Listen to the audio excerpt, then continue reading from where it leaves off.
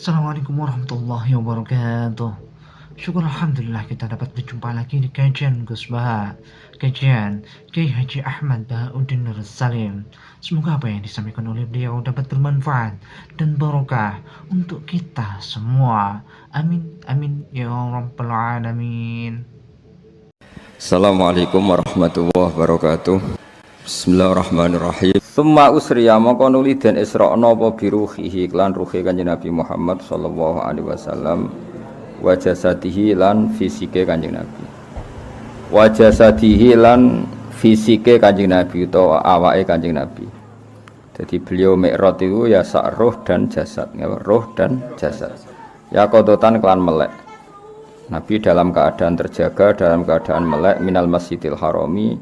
Nabi di Isra'na sangka Masjid Haram ilal Masjidil Aqsa maring Masjid napa Aqsa. Wariha bihi lan pelatarane Masjid Aqsa al-Qudsiyati kang bangsa Qudsiyah, bangsa bersih, bangsa suci. Kudus maknane suci, al-Qudsiyah. Wa urijalan den terbangno sapa bihi Nabi, diunggahno. Wa urijalan den unggahno sapa bihi Nabi. Nggih terus seringe naib napa mabni majhul nggih seringe fi'il mabni napa majhul niku gadah naibul fa'il berupa huruf napa jar majrur. Wa urijalan den terbangno sapa bihi Kanjeng Nabi ila samawati maring pira-pira langit. Fara'a mongko ningali sapa Nabi Adam ing Adam fil ula ing dalam langit yang pertama. Langit pertama ketemu Nabi Adam waqad jallalahul waqar wa ala. Waqad jallalan teman-teman ngliputi hu ing Adam apa al-waqaru ketenangan wa ala lan ngluhuri apa waqar hu ing Adam. Artinya Nabi Adam itu teduh sekali, anteng sekali. Wa ra'ala ningali sapa Nabi fisali nati ing dalam langit sing kedua Isa bin Maryam al-Batul yaiku Maryam al-Batul sing banget sucine al-barrah kang banget apike at-taqiyah nggih sami banget takwane. Wabna kholati lan ngali ing putrane pernah bulike Maryam yaiku Yahya. Putrane bulik rupane Yahya alladzi kang uti akan den paringi sapa Yahya al-hukma hukum fi halis sibahu ing dalam zaman cilike Yahya. Apa ya Yahya khudil kitab wa bi quwwah wa atainaul hukma sabiya. Waro ala ningali sapa Nabi fisali sate ing dalam langit sing ketiga Yusuf ing Nabi Yusuf. Bisurati lan bentuke Yusuf al-jamaliyati kang bangsa ganteng. Mangkhase Yusuf niku sifat suratihil jamaliyah. Wa fi rabiati lan ing dalam langit keempat Idris ing Nabi Idris alladzi kang rafa'a kang ngangkat sapa Allah maka nahu ing posisine Idris wa a'la lan nguhurna sapa Allah ing Idris. Wa fil khamisati lan ing dalam langit kelima Haruna ketemu Nabi Harun al-muhabbaba kang den senengi fil ummatil israiliyati ing dalam komunitas umat Israel. Wa fisadisati Musa yang ketemu Musa. Wa fisadisati lan Kanjeng Nabi ing dalam langit ke-6 Musa ketemu Nabi sinten Musa. Alladzi rupane Nabi kallama ingkang ngendikani hu ing Nabi sapa Allah taala wa najalan bebisian sapa Musa hu ing Allah. Terus Musa itu langit ke-6 ya keren termasuk napa? Termasuk dhuwur nggih. Wa fisabiati tertinggi wa fisabiati lan ing dalam langit ke-7 Ibrahim ketemu Nabi Ibrahim. Karena Kanjeng Nabi niku zuriyae Nabi sinten Ibrahim. Makanya Ibrahim itu paling tinggi di langit ke berapa? 7. Alladzi rupane kang jaa kang teka sapa ladzi rabbahu ing pangerane ladzi bisalamatil qalbi kelawan slamete ati. Nggih Ibrahim niku sifat khasin apa isja arabahu biqalbin salim lan iki diriwayat napa alladzi ja arabahu bisalamatil qalbi iku ngenteni makna ayat apa isja arabahu biqalbin salim. Nabi Ibrahim sowan pangeran iku serante karep apa atine selamat wa husni tawiyah lan apike batin tawiyah manane barang sing dilempit manane apa kaapiane batin. Jadi Ibrahim itu orang yang cara berpikir sangat sehat, sangat suci, sangat gak drengki ku jenenge apa? Salamatil qalbi wa husnit tawiyah. Wa hafidzalan jaga sapa Allah ing Ibrahim min nari Namrud saking apine Namrud. Namrud sami jeneng-jeneng ajam niku macane mesti benten-benten. Tapi sing masyhur nek Jawa macane apa? Namrud napa? Tapi teng mriki ditulis napa Namrud mboten masalah. Wa afalan bebasna sapa Allah ing Ibrahim. Di antara sifat Nabi Ibrahim yang terkenal seperti terbebas dari apinya sinten Namrud. Bon niku titik. Lan niki sing khase Rasulullah sallallahu alaihi wasallam. Sumarufi'a mongko nuli den angkat sapa Rasulullah, masih ditinggikan lagi setelah sampai Sidratil Muntaha, masih ditinggikan lagi ila Sidratil Muntaha, maring puncake Muntaha. Wis gak kena dimaknani pokoke Sidratil Muntaha, tempat tertinggi. Jadi Muntaha maknane nggon paling katok, nggon yang tidak ada di atasnya lagi. Jenenge apa? Sidratil Muntaha. Kanjeng Nabi sampai sana tentu Ibrahim ndak ikut, Jibril juga enggak ikut. Ila ansami'a temeka ento pireng sapa Nabi sorry fal aklami ing geret-gerete pena. Penane ku nulis ya. Krek-krek nulis itu maksudnya nulis itu ada suaranya. Napa sorry fal aklam bil umuri klan pira-pira perkara al maqdiyati kang wis den putusno. Jadi kamane Nabi sampai pirsa proses penulisan ajal, penulisan rezeki, penulisan apa saja yang terjadi di dunia ila yaumil kiamah. Nabi masih ditinggikan lagi ila maqamil mukahafati maring makom adep-adepan langsung. Alladzi kang qoroba kang marekno ing Nabi sapa Allah fihi fi maqamil mukahafah. Wa adnahu lan marekno sapa Allah dari kata adna yudni idnaan marekno sapa Allah ing Kanjeng Nabi. Jadi Kanjeng Nabi didekatkan lagi langsung berhadapan-hadapan dengan Allah. Ya meskipun kita yakin bila kaifin walan hisorin. Wa amata lan ngilangno sapa Allah lahu maring Nabi. Allah ngilangno hujubal anwari ing pira-pira hijab kang rupa beberapa nur al jalaliyati kang keagungan.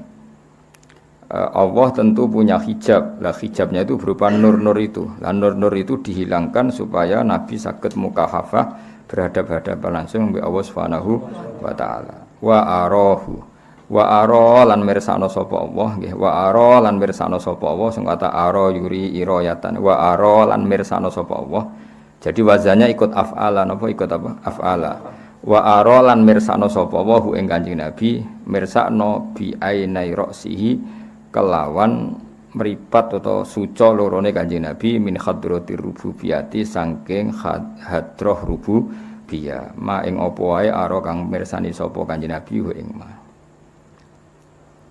wa basata lan gelar sapa Allah lahu maring Nabi busutal idlali ing gelaran-gelaran ngerti fil majali ing dalam pira-pira medan adzatiyati kang musazzat. Mun terus sadya ngenangen pokoke kita yakin Kanjeng Nabi ketemu Allah Subhanahu wa taala karena Allah laisa kamislihi syai'un ora usah mbok bayangno napa ora usah napa dibayangno dadi yakin tapi ora usah napa dibayangno mergo ma khatara bi balika fa Allahu bi khilafi dzalik. Apa saja yang kamu bayangkan tentang Allah, hakikat Allah tidak demikian. Mergo Allah mukhalafatul hawadisi. Dan misalnya kita bayangkan Allah ning dhuwur. Ya, kalau makna dhuwur maknanya Allah tidak tersentuh, Allah zat yang maha luhur, yang tidak hina, tidak bawah, maka itu baik karena Allah mesti maha luhur, paham ya? Tapi nek kowe muni maha luhur dengan arti Allah di atas dan butuh tempat yang bernama atas, kowe berarti kafir. Mergo nganggep Allah butuh tempat. Paham ya? Jadi kita yakin Allah itu di atas dengan makna itu satu kalimat penghormatan. Paham ya? Disebut ta'ala maha agung maha luhur. Tapi bukan berarti Allah butuh tempat yang bernama atas. Karena kalau kamu katakan Allah butuh tempat berarti Allah butuh makhluknya yaitu tempat. Tempat bagaimanapun statusnya akan namanya makhluk. Padahal Allah itu qiyamuhu binafsihi. Allah itu berdiri dengan zatnya sendiri, tidak butuh tempat baik itu atas maupun bawah. Tapi kalau kamu katakan atas dengan makna takzim, makna penghormatan ini bukan apa-apa. Itu jenis apa? La tudrikul absar wa huwa yudrikul absar.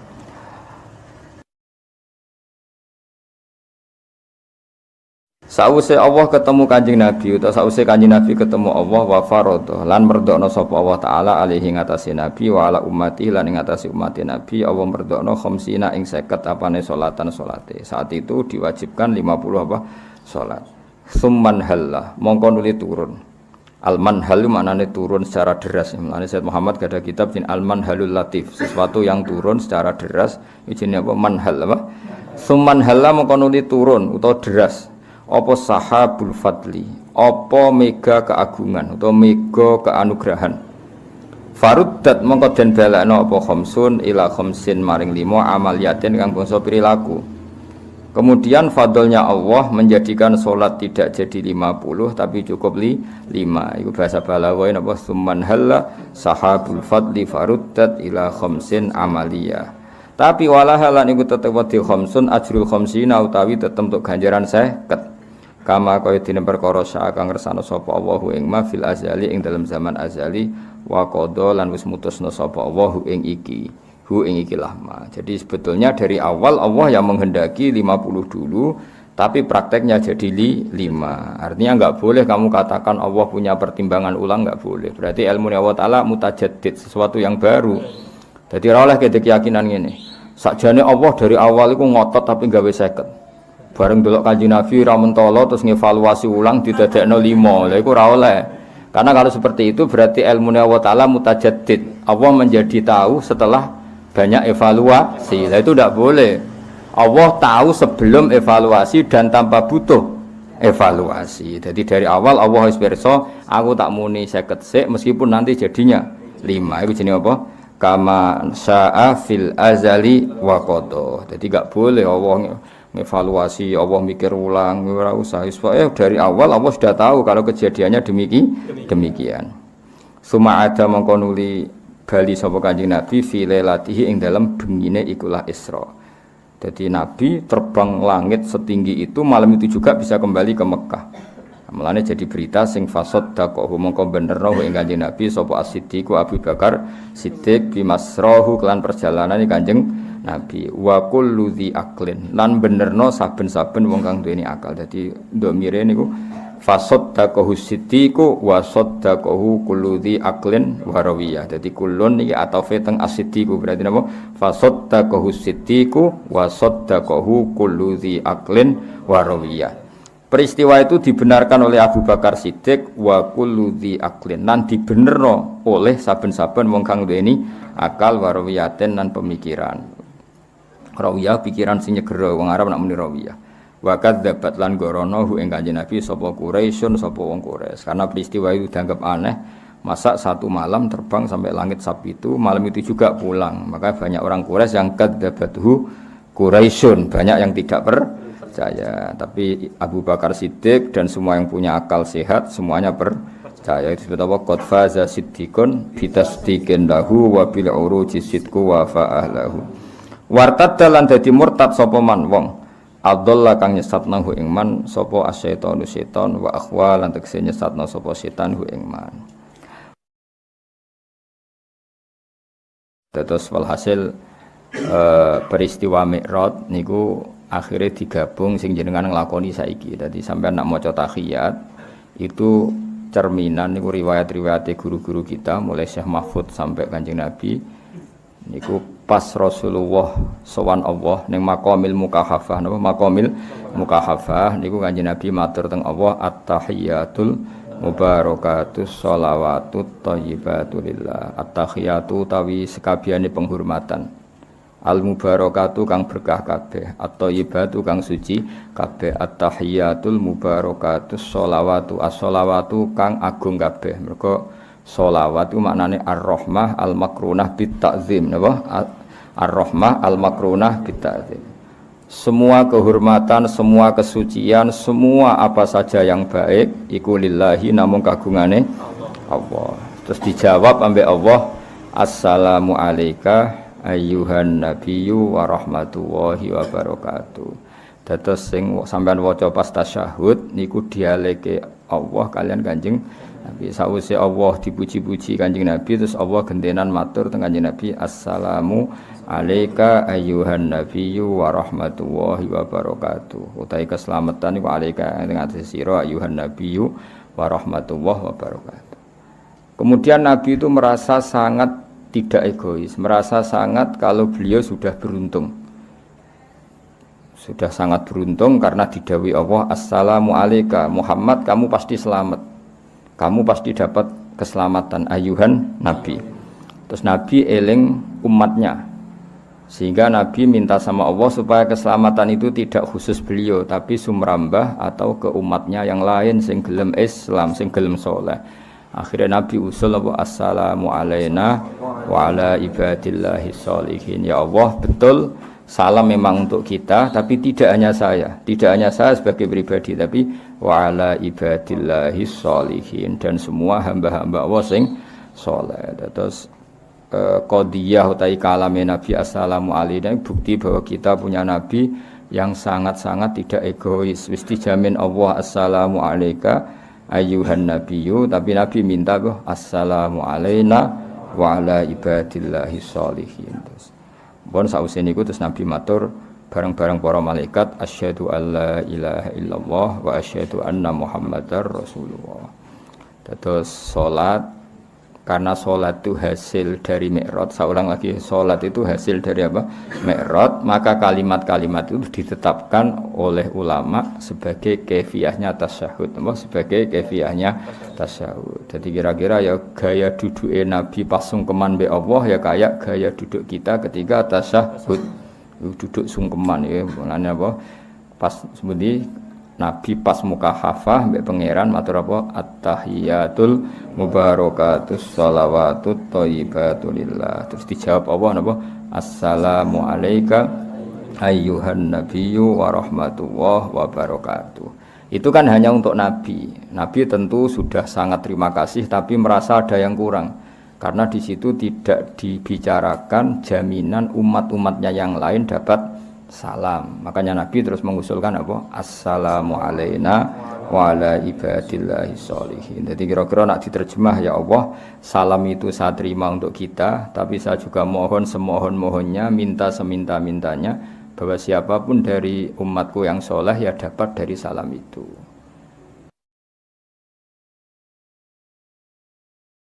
Nah, jadi wong soleh ora usah kakean donga, nek soleh wis didongakno wong sak donya. Assalamu alayna wa ala ibadillahi sholihin. Tapi nek kowe fasik entek olehmu donga ya ora mlebu wa ala ibadillahi sholihin. Ana rata-rata wong soleh nek donga ya biasa. Kok usah ribet nangis geger. Kowe soleh tok terus donga sak kadare wis cukup. Mergo wis assalamu alayna wa ala ibadillahi sholihin. Kowe kepen definisi soleh? Nggak tahu kodok ya soleh, kok angel teman, nggak tahu kodok soleh, angel teman. Berarti sing tahu kodok, ya orang-orang mending ngono, pokoknya ngono. Melane wong ngaji bendro, jadi sholat iku hasil mi'raj, apa? Sholat iku hasil mi'raj. Melane kalimat-kalimat yang terjadi di mi'raj itu diabadekno ulama. Tentu ulama itu di silsilah ila Rasulillah sallallahu alaihi wasallam. Terus diadeno sitok at-tahiyatul mubarakatus shalawatut thayyibatulillah. Terus dijawab Allah assalamu alayka ayyuhan nabiyyu wa rahmatullahi wa barakatuh. Terus Nabi mengusulkan, dan usulnya Nabi pasti diterima karena beliau kekasih Allah, diterima assalamu alayna wa ala ibadillahi sholihin. Ayat yang diwajah semua radhu nafsahu terus.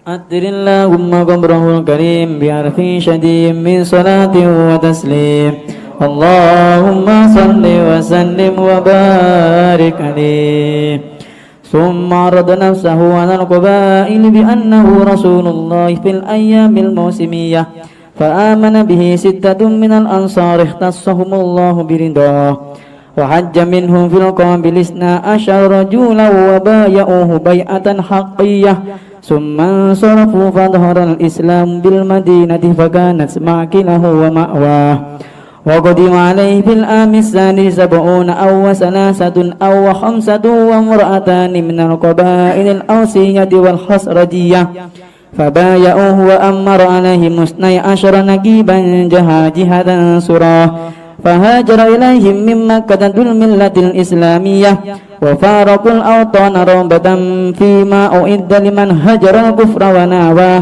وخافت قريش أن يلحق صلى الله عليه وسلم بأصحابه على الفورية فأتمروا بقتله فحفظ الله تعالى من كيدهم ونجاه وأذن له صلى الله عليه وسلم في الهجرة فركبه المشركون ليوردوه بزعمهم هياد المنية فخرج عليهم ونثر على رؤوسهم التراب وهثاه وأما غار ثور وفاز الصديق فيه بالمعية وقام في 3 تهمي الهمائم والأناكب هما ثم خرج منه ليلة الاثنين وصلى الله عليه وسلم على خير مدية وتعرض له سراقة فابتهل فيه إلى الله ودعاه فساخت قوائم يعبو به في الأرض السلبة القوية وسأله الأمان فمنحه إياه عطر اللهم قبره الكريم بعرف شديد من صلاة وتسليم اللهم صل وسلم وبارك عليه. Summa arodo mongko nuli Kiai kuna maknani mentokno utawa-tawa lho jare wong cara menawarkan diri ya. Nek Kiai kuna maknane apa? Mentokno maknane menawarkan diri. Summa arodo mongko nuli nawarno sapa nafsahu, memaklumatkan diri, menawarkan diri nafsahu ing awak dhewe Nabi alal qabaili ing atase pira-pira daerah. Oleh memaklumatkan diri bi annahu lan satune Kanjeng Nabi Rasulullah iku utusane Allah.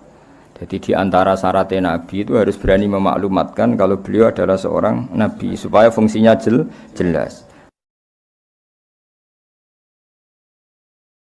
Fil ayami dalam biro-biro dino al-mausimiyati kang bangsa musim haji. Dados haji niku ibadah sing jahiliyatan wa islaman. Niki sederenge enten Kanjeng Nabi, sederenge ana Islam niku semua orang sudah napa haji. Makanya momentum tepat dakwah dalam musim nopo haji, termasuk saat itu orang Yathrib, orang Taif, beberapa orang dari mana-mana datang ke Mekah. Nah, Nabi terus menawarkan diri, saya ini Rasulullah, saya ini Nabiullah. Fa'amana mengko iman biklan Nabi sapa sitatun wong 6 minal ansori saking wong ansor. Ikhtassa kang tertemtokno hum ing sita sapa Allah taala firidho lan ridane Allah. Kemudian ketika Nabi menawarkan diri di musim pertama ada 6 orang ansor sing iman. Niku berarti periode pertama hanya orang 6 ansor orang 6 ansor. Wa hajjalan haji minhum saking wong ansor fil qabili ing dalam tahun berikute sapa isna asyara. Sapa wong 12 apane rajulan wong lanangi. Wa baya'u lan bi'at sapa isna asyara rajulan hu ing Kanjeng Nabi bi'atan klan bi'at haqiyatan kang nyoto. Berarti tahun kedua ada 12 orang ansor yang siap berkomitmen bela Nabi mati-matian iki jenenge apa wa baya'uhu bi'atan haqiyah. Seman sorofu mongkon muli padha mulih sapa isna asyara rajulan mulih ke Yasrib maksudnya ke Madinah fadhahara mongko pertelo pal Islam bil Madinah ing dalam Madinah fakanat mongko ana apa Madinah iku maqilahu iku sok ben dadi nggon panggonane Nabi wa ma'wahu lan nggon netepe Kanjeng Nabi. Jadi makanya Nabi pertama datang ke Madinah wis disambut tola al-badru alena karena 12 orang ansor ini mati-matian menyebarkan Islam di Madinah. Jadi mereka orang-orang yang luar biasa. Masyhur kan? Nabi badhe ikut langsung ke Madinah, tapi kata orang-orang Madinah gimana? Jangan tahun ini ya Rasulullah, kita siapkan semuanya sampai wong Madinah banyak sing Islam, baru jenengan kita panggil ke sana. Jadi akhirnya Nabi mau Madinah ora usah berjuang koji dari nol, tapi sudah banyak sing Islam. Wa qadima lan rawuh alaihi ing atase Nabi fil amisali sing dalam tahun ketiga. Maksudnya alih atase Nabi maksudnya datang ke Mekah dalam musim haji di tahun ketiga dari peristiwa ini, maksudnya ketiga dari peristiwa ini sapa sab'una wong 70.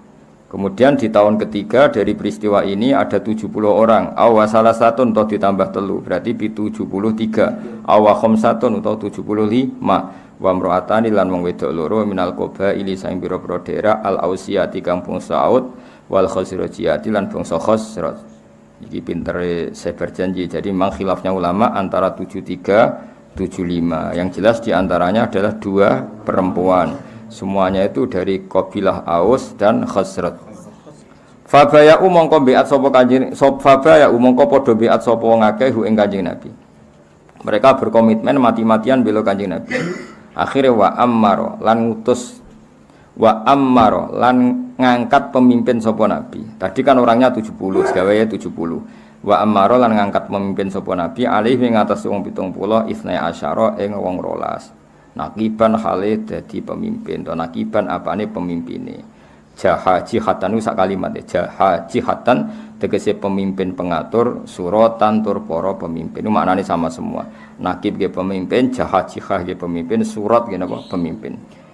Terus artinya Nabi ngene kados Nabi Musa wa ba'atsna minhum musnai asyara nakib. Jadi Nabi seringnya kalau bikin kelompok itu 12 pinten 12. Misalnya orang 1000 ya dipimpin 12 orang, orang 70 Karena tadi ya mungkin tabarruk sampai jumlah bulan kan 12. Makanya Nabi seringnya gitu kalau ngangkat pemimpin itu 12. Kados zaman Nabi Musa wa ba'atsna minhum musnai asyara naqiba. Nabi juga sama, dari 70 orang itu yang diangkat pemimpin pinta apa? Isnai asyara 12.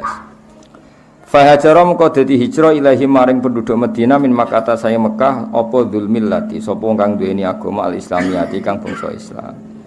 Ketika Madinah sudah mapan, banyak sahabat yang akhirnya hijrah ke Madinah. Wa faroku lan padha misai sapa wong akeh al-autana ing pira-pira daerah asal waton rohbatan krana seneng fima ing dalam perkara ida kang den sediakno apa maliman maring wong hajara kang ninggal sapa man al-kufra ing kekafiran wa nawah lan ngeduwi sapa wong ing kekafiran.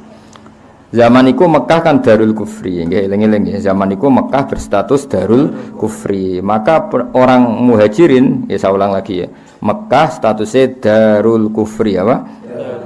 Maka orang-orang Muhajirin itu pindah ke Madinah. Berarti statusnya apa? Orang yang meninggalkan Darul Kufri. Paham ya? Berarti statusnya Muhajirin apa? Man hajara Darul Kufri apa?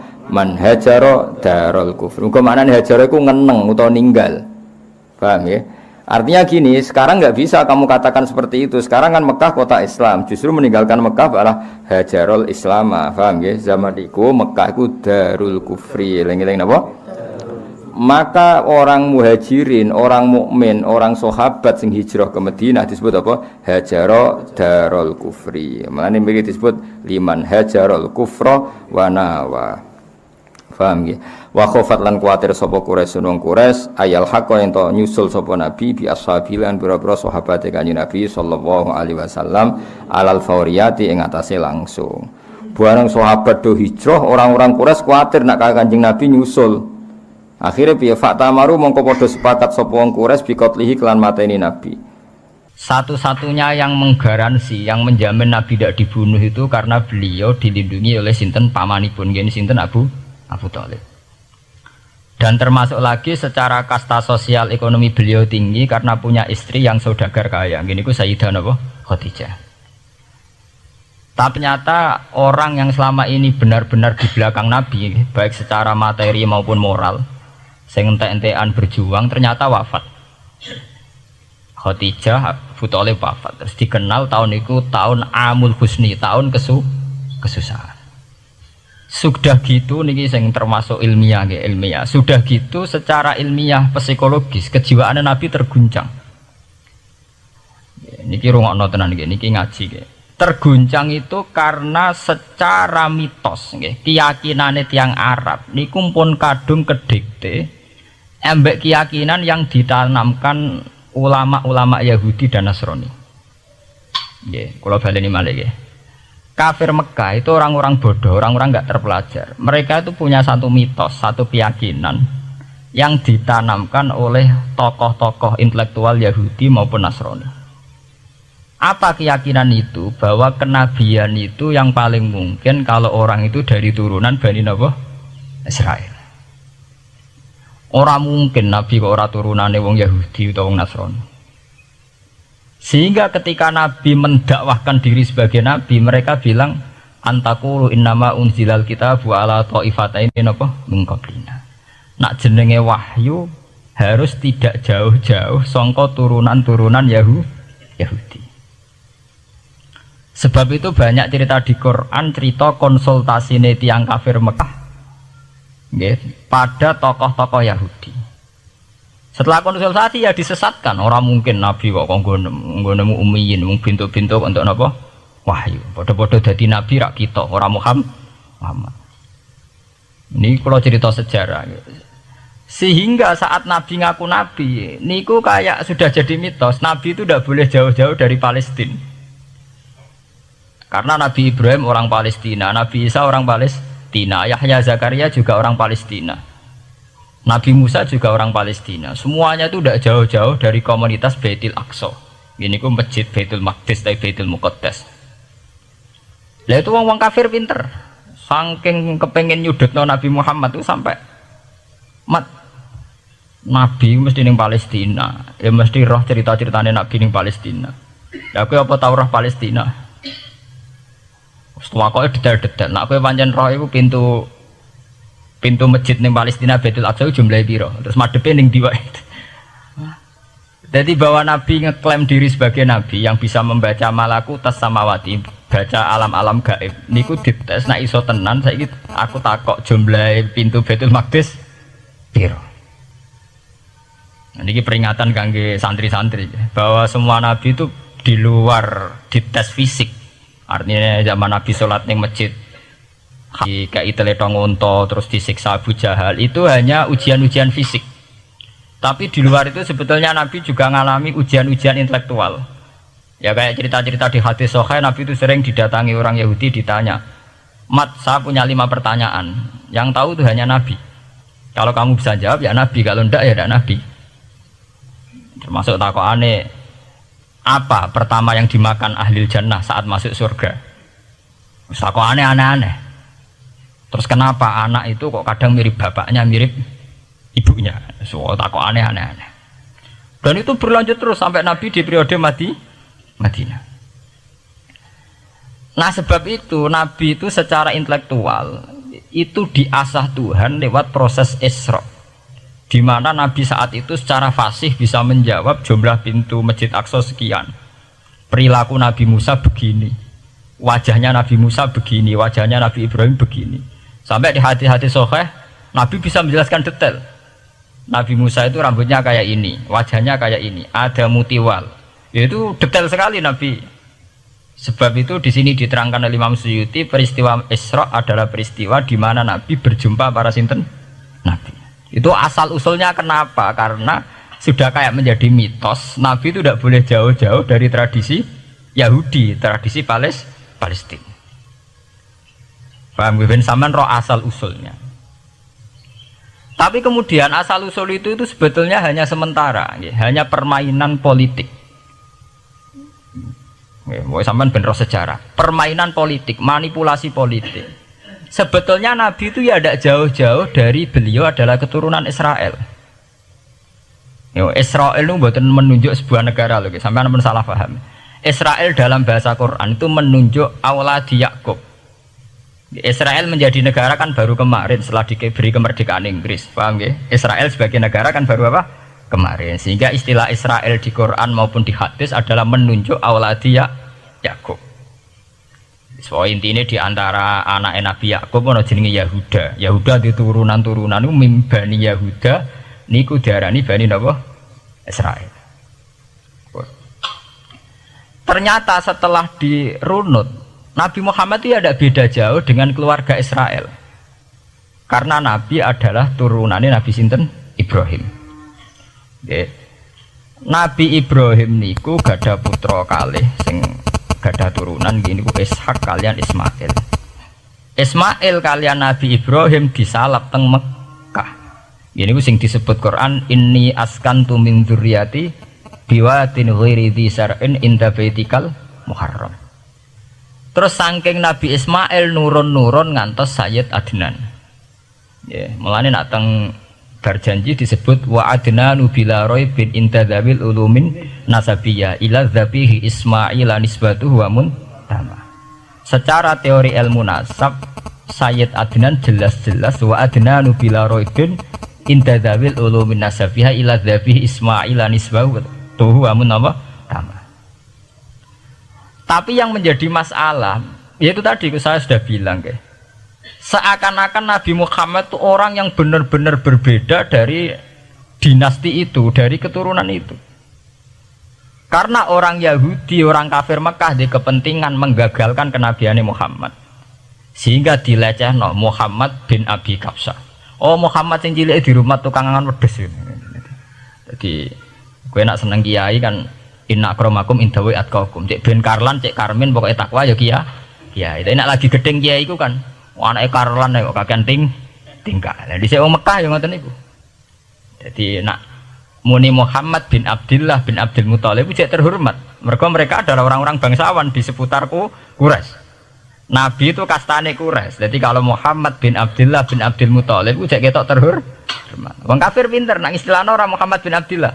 Muhammad bin Abi Kapsah. Mergo cilike Nabi tau dirumat cara kene ya Karlan ning penjara desa. Mulane Nabi tawangon wedhus, mergo tau de bapak angkat sing tukang napa? Wedhus. Lah wong Mekah pinter, dididik wong Yahudi. Nek istilahnya aja Muhammad bin Abdillah bin Abdul Muthalib, iku cek kekerenan, terlalu napa? Keren. Jadi Muhammad bin Ibnu Abi Kapsah. Di wong nak seneng Pak Harto kan Soeharto jenderal besar. Nek sing gedeng wong kemusuk kan repot ya. Terus nyebut desa asli ini asal nak seneng bupati ya jadi bupati orang nomor 1 di Bojonegoro. Nak gedeng golekno asal usule. Semua itu mun sunnatullah mulai riyen sampai kiamat ya. Sunnatullah lihat ikut kelas napa? Mengkobel. Walanta jadi sunnatillah napa? Tabdila. Ya akan begitu. Nah sehingga peristiwa Isra itu satu peristiwa rohani ya. Selain peristiwa rohani nanti akan diwajibkan sholat, juga ada peristiwa intelektual, ada pengajaran intelektual bahwa semua nabi itu harus punya tradisi yang sama, punya karakter yang sama. Jika nabi dalam proses Isra itu dipertemukan dengan Nabi Ibrahim, Nabi Musa, nabi-nabi yang lain. Dan diskusi di situ juga ada diskusi-diskusi. Paham ya? Niki penting ya, penting kalau terangkan karena kalau tanpa tradisi yang berkelanjutan ya, sing disebut tenggene thariqah jenenge as-sanad al-mu'tabar, sanad sing mu'tabar utawi nak tenggene pondok-pondok kitab disebut sanad sing muttasil. Ini nanti semua tradisi kenabian akan melenceng. Kalau melenceng itu ngeri. Karena setiap orang ya, mesti ada subjektivitas sendiri, punya versinya sendiri. Sehingga semua nabi harus model istilah politik itu punya platform yang sama, punya karakter yang sama, punya model yang apa? Sama. Nah, sebab itu secara intelektual Nabi Muhammad itu dikenalkan oleh karakter para nabi-nabi dulu. Ya detail. Satu Quran 30 juz. Andai kan sampai hafal Quran. Sampai ngurunut sejarahnya coba. Kita ini kan kadung dibentuk, artinya kita ini ya alhamdulillah sudah kadung kebentuk, tahu sejarah para nabi. Tapi asal usulnya kita tahu lewat kitab yang namanya Al-Quran. Supaya apa? Nabi Muhammad itu dibimbing bahwa Quran atau ajaran beliau benar-benar musaddiqal lima baina yadeh, benar-benar selaras dengan ajaran sebelumnya. Mulai ajaran yang bersifat samawi sampai hal-hal yang basariyah, yang menyangkut tabiah apa? Basariyah. Kalau contohnya ngeten, misalnya begini. Nabi Muhammad disejarahkan Nabi Ibrahim. Beliau punya problem. Problem itu berupa punya bapak atau paman yang tidak Islam. Bahkan nak ceritanya kiai desa dari Nabi Ibrahim cilik kon adol patung. Terus didol meniki patung. Ya ora manfaati ra mudarati mbok tuku ya karepem ora napa karepem. Mbok ana sanate mbok ora pokoke cerita itu populer. Disejarahkan begitu. Sehingga Nabi Muhammad tahu. Oh ternyata yang punya problem ngadepi keluarga itu tidak saya tok. Dulu Nabi Ibrahim juga punya problem ngadepi keluarga. Aku tak lumayan terima paman, Pak Lek, Pak D, Abu Jahal sinten? Abu Lahab. Nabi Ibrahim malah bapak. Dah gitu. Setelah itu juga diceritakan tentang Nabi Nuh, Nabi Lut, seorang nabi besar yang punya nasib sial, yaitu istrinya pengkhianat. Mereka jadi kiai di bojo judes itu tidak masalah. Mulai terima kiai di bojo judes biasa. Ya itu tadi Nabi Nuh, Nabi Lut itu lebih ngeri ketimbang itu di bojo apa? Bukan kebenaran. Kita kan paling dicoba bojo judes, kan ringan banget. Paling banter mecano piring gelas itu murah banget. Ya. Begitu terus. Nabi Musa juga gitu. Diceritakan Nabi Musa, beliau adalah seorang sosok Bani Israel yang temperamental. Ya basariah sekali. Saking temperamentalnya ketika tukaran ya jotos. Karena nak kiai temperamental kadang jotosan, yono sanate ya Nabi Musa nak tukaran ra cocok napa? Jotos. Fawakazahu Musa faqada alai. Artinya ya basariah sekali. Cerita ABG ini pubere nggih wonten saat beliau melarikan diri lala ketemu cewek loro. Ya ora wentise barang Nabi Musa, waduh mari maksiat ae terus kan. Wadek aja mlaku ning ngarepku. Nah kena angin aku roh sikile mari nafsu. Aku nabi kok nafsu barang kan ra pantes. Nah ngono ke mlaku guriku. Ya basariah sekali itu sampai detail. Terus ketika itu terus disuaka politik oleh Nabi Syuaib. Sehingga menjadi tradisi bahwa semua nabi akan mengalami problem dengan kaumnya. Kemudian disuaka politik oleh komunitas yang berbeda, yaitu komunitas Syuaib itu di luar pemerintahan Fir'aun. Sama seperti yang dialami Nabi Muhammad, komunitas Mekah itu menyiksa Nabi, bahkan mengimbargo sinten Nabi. Semua aliran dana, aliran ekonomi, akses dana, akses makanan itu ditutup di Mekah. Sehingga Nabi sampai dahar dedaunan, fisik bil jibalin apa Mekah. Tapi beliau diselamatkan oleh sahabat Ansor yang terpisah dari komunitas ahlu Mekah. Itu mirip ceritanya Nabi Musa yang diselamatkan Nabi Syuaib yang terpisah total dari komunitas Fir'aun. Ini penting kalau ulang temriki sehingga karakter-karakter kenabian itu tidak rubah. Karakternya sama. Sehingga setelah kita mengenali karakter para nabi, kita mudah sekali mengenali nabi palsu. Paham ya? Mulane kalau nabi palsu paling seneng musodek, ketara palsune. Lah sing repot sing ora ketara, mergo jenenge Ahmad. Ahmad Muhammad tak mirip. Mulane nek kowe jeneng supaya ora ngaku nabi jenengno Kartolo. Mergo nek Ahmad bin Gulam rak jenenge Ahmad. Ana terkenal nabi nek ora jenenge Muhammad utawa napa? Ahmad. Mulane Ahmad bin Gulam pas ngaku nabi pengaruhe gede mergo mirip. Mulane kula wingi takoki mahasiswa Jogja, Gus, cara jenengan jeneng Jawa mbek Arab apa iki? Nak trene akeh nabi palsu apik Jawa lah Kartolo. Karena secara kriteria kenabian ndak akan masuk. Nek anak jenenge Kartolo atau Karmin itu ndak akan masuk kriteria wong sing bakal dadi nabi. Lah anak jenenge Ahmad tak mirip-mirip nabi.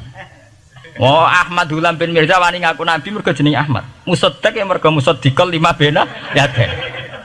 Lah anak Kartolo, Karmin, Karlan agak ono. Mulane saiki sing jenenge Jawa kudu syukur. Akan terbebas dari mengaku napa? Nabi. Lho syukur kan gak akan salah. Di barokah sampean jeneng Jawa, orang-orang ngaku napa? Nabi. Selamat. Kudu syukur. Paham ya? Ndak apa-apa, itu harus dinikmati. Ya itu tadi ya, karena Nabi itu punya karakter yang sama, punya tradisi yang sama, yang mirip-mirip. Itu kenapa Quran berkali-kali menceritakan sisi-sisi kenabian Nabi di luar Nabi Muhammad.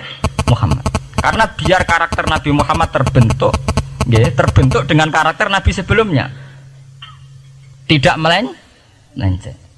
Kemudian tuh ditiru oleh ulama kita. Kita punya guru, guru punya guru lagi, punya tradisi yang sama. Nak mulang kudu istiqomah, santri loro lah kudu diulang. Nah, sedati kiai aja mripat ijo nek ora dhuwit. Wis pokoke dilatih. Nah, tapi dari kiai saiki orang mripat ijo, mripat abang. Mergo dhuwit saiki abang.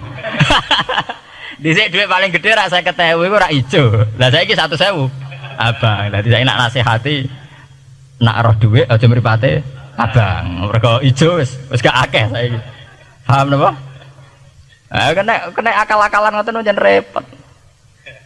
Tugare kula di santri dablek, nek di bojo aja moro tangan. Kula mboten moro tangan, kula saduk, moro sikil.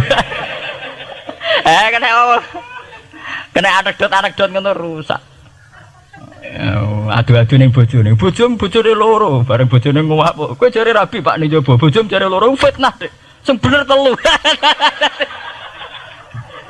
Ayo kan repot.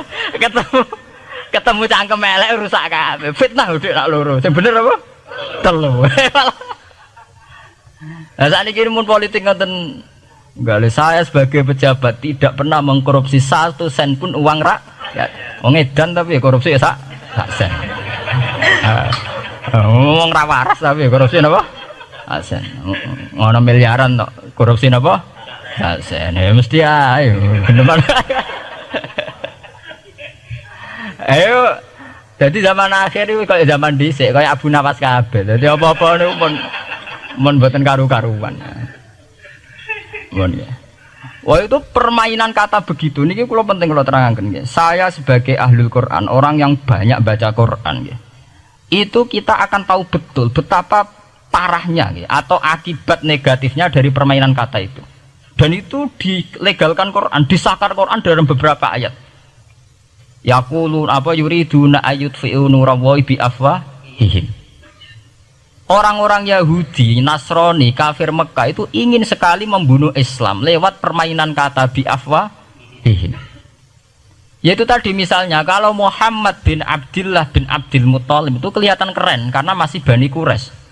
Tapi kalau diistilahkan Muhammad bin Abi Kabsyah, Wah Muhammad sing anake Karlan niku. Oh iku ora ummiyin.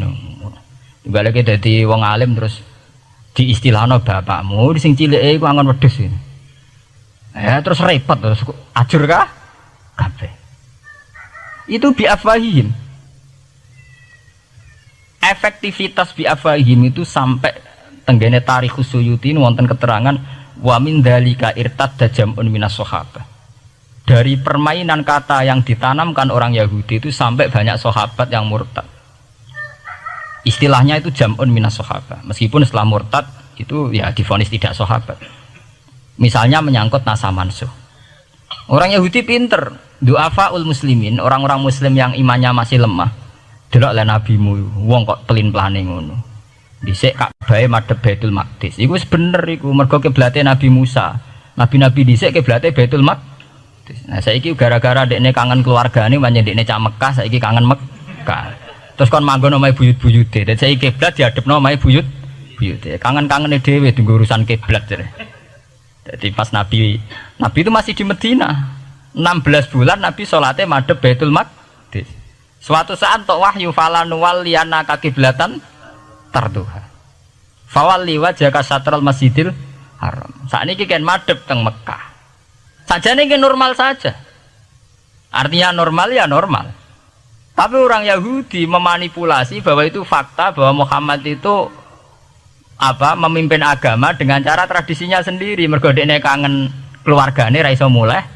Terus salat madhep daerahe dhewe, nggo pelipur lar. Ya jare sahabat sing du'afal muslimin diangen-angen ya iya.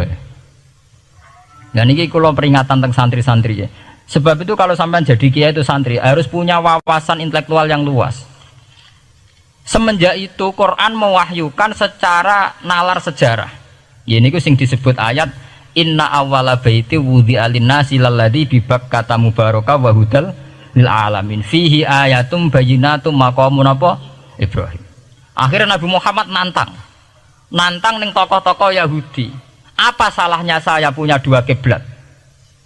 Baitul Maqdis adalah kiblatul anbiya karena dulu Nabi Musa di situ, Nabi Isa di situ. Sekarang saya menghadap ke kiblat yang lain karena itu kiblatul Ibrahim dan dia lebih senior. Lebih apa? Senior. Sebelum ada Baitul Maqdis itu sudah ada Mekah. Mekah lebih senior, lebih tua. Terus disebut fihi ayatum bayyinatum maqamun apa? Ibrahim. Nabi Musa, Isa adalah periode setelah Ibrahim. Sebab itu akhirnya semenjak perdebatan itu orang Islam bangga. Makanya sampean kalau ngaji hadis-hadis sahabat itu bangga. Ana mimman sholla ilal kiblaten, ya. Ana mimman sholla ilal kiblaten. Aku termasuk sahabat yang menangi dua kiblat. Mergo zaman madhep Baitul Maqdis ya kiblatul anbiya, madhep Mekah ya kiblatul anbiya. Artinya apa? Perdebatan ini dimenangkan oleh Nabi Muhammad bukan karena mitos atau kultus atau taklid buta, tapi memang secara sejarah kiblat tertua adalah Mekah.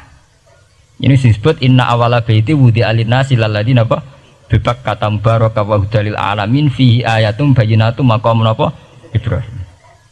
Artinya Quran tidak pakai teori mitos. Pokoknya nabi ini saiki aku ya terserah aku, itu tidak begitu. Paham ya? Tapi diterangkan secara kesejarahan bahwa asal usul Mekah jadi kiblat itu rasional sekali. Bukan karena nabi orang Mekah mboten, memang dulu-dulunya Nabi Ibrahim berkiblat di situ. Jika Quran jawab inna awwala baiti wudi'a lin-nasi lalladzi bi Bakkata mubaraka wa hudal lil alamin. Terus kula bolak-balik masalah Isra ya.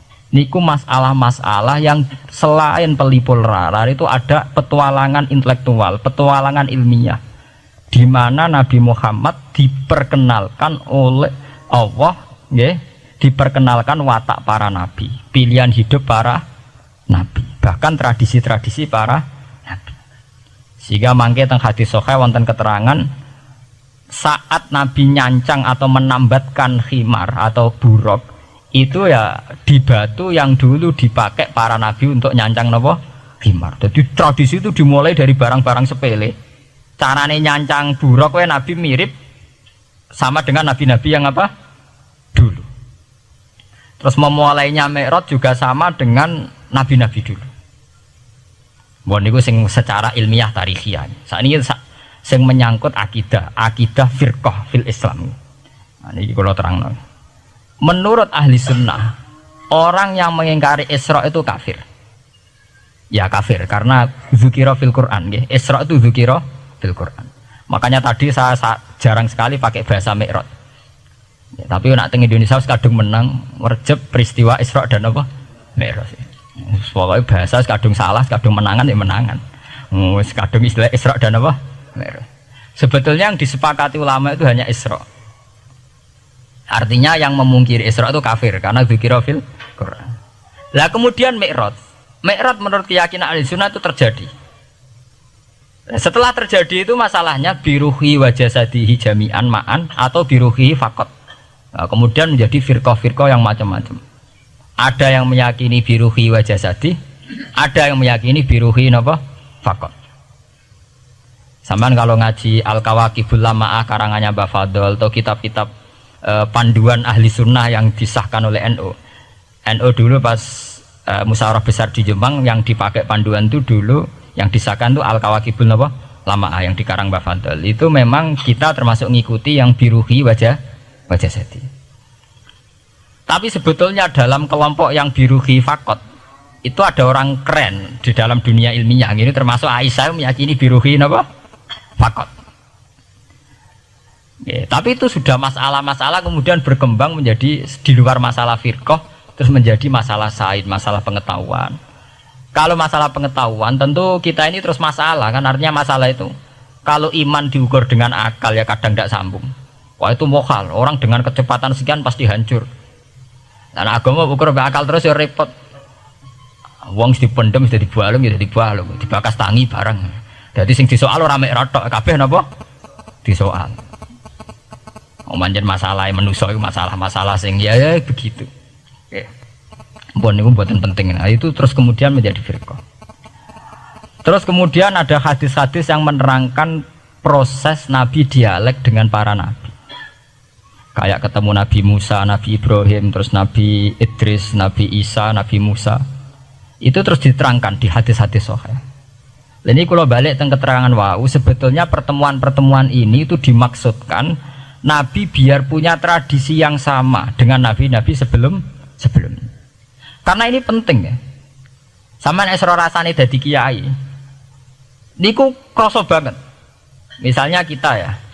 Kita akan dididik ala pesantren misalnya. Kita punya kiai-kiai yang punya tradisi. Misalnya nak rawong nakal, wong minum astagfirullahaladzim, wong kok ngono kan gitu. Ya hanya begitu.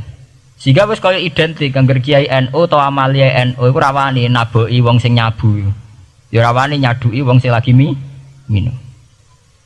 Kemudian itu dianggap satu kekurangan atau apa, walhasil kemudian lahir kayak FPI, orang yang tidak menerima metode itu.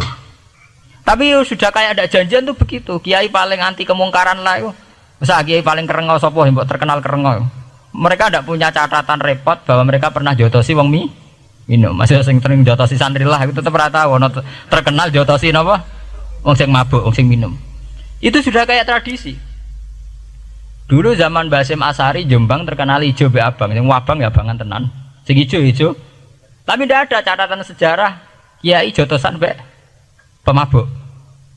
Ya memang kayak kita sudah punya tradisi nak roh kemungkaran itu menang kalah itu lewat proses bil hikmati wal mau'izatil hasanah. Kita ini kayak punya tradisi nak roh kemungkaran milih model Nabi wa mahdi qaumi fa innahum la ya'lam. Itu ya kayak ada janjian begitu. Meskipun kita sebagai orang alim ya tahu nahi mungkar itu wajib, nahi mungkar itu begini-begini, tapi ya praktek kita tidak pernah begitu. Kalau di Timur Tengah kebalikan, mana ada terima karuan wong nakal, podo soleh beda aliran halal dibunuh, sehingga wong Sunni yang ngalalo dari wong Syiah nggak ngalalo dari apa? Wong Sunni. Ya sudah kayak tradisi. Sampai nak mau kitab fikih khas Arab, mau biasa muni. Wong ngene iku muhaddarun damu. Padahal ya wong soleh, wong Islam di mazhab apa ini disebut darun apa? Damu. Sehingga kita itu tadi, kita punya tradisi. Saya tuh kalau sedang tahajud, matehai para wali-wali songo atau apa, itu yang terpikir di saya itu hanya satu.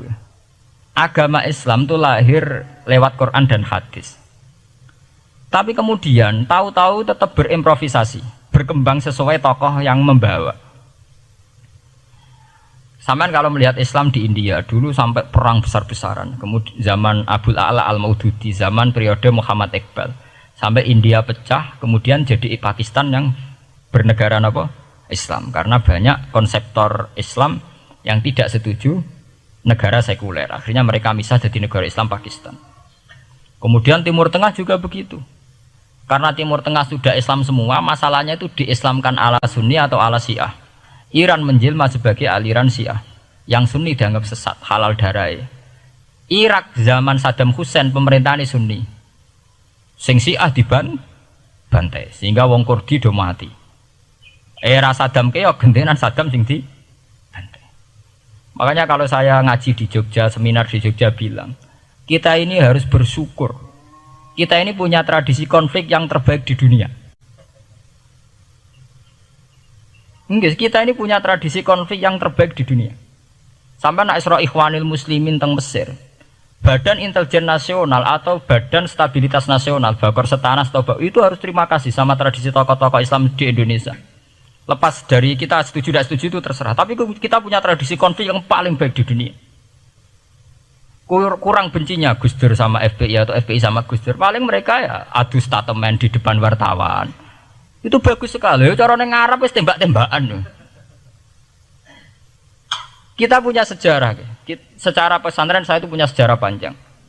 Zaman Mbah Imam beda dengan Mbah Zubair, zaman Kiai Memun beda dengan Kiai yang lain. Paling adu statement saat ada tamu itu paling bagus. Kita punya tradisi konflik paling bagus di dunia.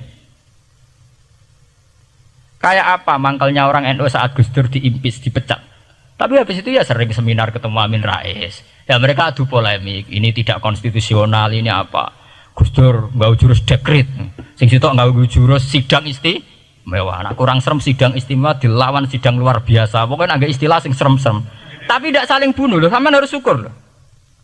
Selama ini orang awam sering bilang, loh kiai kok tukaran. Sampean bandingkan di Timur Tengah, jenenge tukaran mesti tahdirudam. Para polisi, para badan intelijen, para yang menjaga stabilitas negara ini harus terima kasih sama tradisi tokoh-tokoh Indonesia. Yang namanya di Mesir, di Irak, di mana-mana jenenge tukaran mesti melibatkan pertumpahan darah. Saat Arab Saudi jadi Wahabi itu besar-besaran itu. Pembunuhan apa pengusiran orang-orang Sunni. Tapi di Indonesia enggak. Di anarkis. Paling itu tadi adu polemik. MLB dilawan MLB itu masih keren sekali, tidak apa-apa. Itu lebih baik ketimbang adu jotos atau adu hizib lah. Itu masih bagus. Nenda ini sampean biar paham, biar syukur jadi bangsa Indonesia. Kita punya tradisi konflik yang baik. Sama nak setelah peristiwa teng Irak, ya, teng Sudan, teng Khartoum, teng Darfur, itu kan orang Islam semua. Gara-gara beda madzhab saling bunuh. Di Mesir ya gitu, Ikhwanul Muslimin dengan pemerintah dan sebagainya. Hatta saya sebesar Sayyid Qutb, sing tokoh populer mohon kak budutnya boten jelas. Di Indonesia bagus sekali. Kita menangi zaman secara sejarah, ya. Kita menangi bedanya dulu Ahmad Hasan dengan tokoh-tokoh NU. Kulo nu menangi secara sejarah sering baca. Terus zaman anyar-anyaran NU asas tunggal, bedanya Gus Dur dengan Kiai As'ad. Sak mangke bedane PKB dua versi. Mereka menyelesaikan secara beradab. Lewat pengadilan, kok pengadilan kalah lewat MA, beradab sekali. Kita harus bersyukur. Dibanding penyelesaian konflik kayak di Irak, kemudian ngundang Amerika, akhirnya sekarang kacau balau. Di Timor Leste yang latihan bikin rambut serta disuduk. Indonesia paling banter ngobong fotonya SBC. Ya masih terhormat lah, masih artinya masih beretika. Kita harus syukur punya bangsa yang beradab. Wong ras tujuan antar kiai ya rasan-rasanan. Kiai kok ngono, sing tok kiai kok ngono. Engko sing kiai tengah-tengah ayo ono sing ngono ono sing ngene dadi. Sing ra melok-melok biasanya terus milih amane, ya ono sing ngono ono sing ngene. Jadi artinya kita yang baik. Saya itu berkali-kali ngaji ya. Sampean kalau sering baca Quran dan menghayati, artinya ora maca Quran pelang-pelang ora karepe, menghayati. Saya itu sekarang sesadar-sadarnya, saya masih belajar. Ini jamaah sini harus tahu. Saya hingga detik ini masih belajar. Entah itu lewat belajar baca Jalalain atau belajar merenung maupun belajar lewat yang lain. Quran itu dulu ya sering nyebut begitu itu saya tidak paham. Sekarang tuh saya paham, tambah paham. Misalnya di juz 4 ada istilah ikhwanan. Orang mukmin disuruh ingat peristiwa-peristiwa yang dulu saling kuntum a'daan fa'allafa baina qulubikum fa asbahtum bi nikmatihi napa ikhwanan. Dulu kamu bermusuh-musuhan yaitu antara kelompok Aus dan Khazraj. Gara-gara barokatul Islam sekarang kamu menjadi ikhwanan. Menjadi bersaudara. Sampean kalau melihat TV merunut konflik di Irak, sering ada bom bunuh diri, itu kan ada asal usulnya. Memang sekarang orang menimpakan kesalahan itu pada pasukan multinasional yang dipimpin Amerika dan Inggris. Tapi sebetulnya ada usul-usulnya. Sampai Amerika bisa masuk karena orang Irak tidak ikhwanan. Tidak apa? Yaitu ada Syiah, ada Sunni, mereka saling menikam, saling bunuh. Sehingga karena ada ikhwanan ini pihak ketiga masuk, yaitu tentara multinasional. Sahabat beriman yang dirahmati Allah Subhanahu wa taala. Kiai Haji Ahmad Bahauddin Nur Salim atau lebih dikenal sebagai Gus Baha, lahir 29 September 1970, merupakan penceramah yang berasal dari Rembang, Jawa Tengah. Beliau dikenal sebagai salah satu ulama ahli tafsir Al-Quran dan merupakan murid dari Kiai Haji Maimun Zubair. Gus Baha merupakan putra dari seorang ulama pakar Al-Quran dan juga pengasuh pondok pesantren Tahfidzul Quran, yaitu Kiai Haji Nur Salim Al-Hafidz dari Narukan, Kragan, Rembang. Kiai Nur Salim merupakan murid dari Kiai Arwani Kudus dan Kiai Abdullah Salam, Kajen, Mergoyoso Pati. Nasabnya bersambung kepada para ulama besar. Bersama Kiai Haji Hamim Zazuli, Gusmi, Gus Baha mulai gerakan Jantiko, jamaah anti koler yang menyelenggarakan kajian Al-Quran secara keliling. Jantiko kemudian berganti nama Manta, Majelis Nawaitu Topo Broto, lalu berubah menjadi Zikrul Ghafilin. Kadang ketiganya disebut bersamaan, Jantiko, Manta, dan Zikrul Ghafilin. Dari silsilah keluarga ayah, Gus Baha merupakan generasi keempat ulama-ulama ahli Al-Quran. Sedangkan dari silsilah keluarga ibu, Gus Baha menjadi bagian dari keluarga besar ulama Lasem. Dari Bani Mbah Abdul Rahman, Bai Syaiban, atau lebih dikenal dengan Mbah Sambu. Alhamdulillahirrabbilalamin. Telah kita simak bersama kajian Gus Baha, Kiai Haji Ahmad Bahauddin Nur Salim. Semoga dapat bermanfaat dan berkah di dunia sampai akhirat. Demikian yang dapat kami sampaikan. Wassalamualaikum warahmatullahi wabarakatuh.